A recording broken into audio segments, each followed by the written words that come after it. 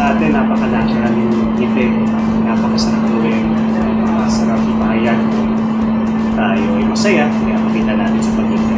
And for those people, especially children, naging hindrance, naging hadlang para ipakita nila yung emosyon nila. Ramdam natin na laki ng insecurities nila. Ramdam natin na yung pagkita, hindi na maibigay, nahihiya sila. Pagkita ay pagpapakita ng expression. Sari ka na right. Yung pinagkait sa'yo, hindi mo magawa, napakalungkot. Eh, meron namang mga solusyon na, meron ng paraan.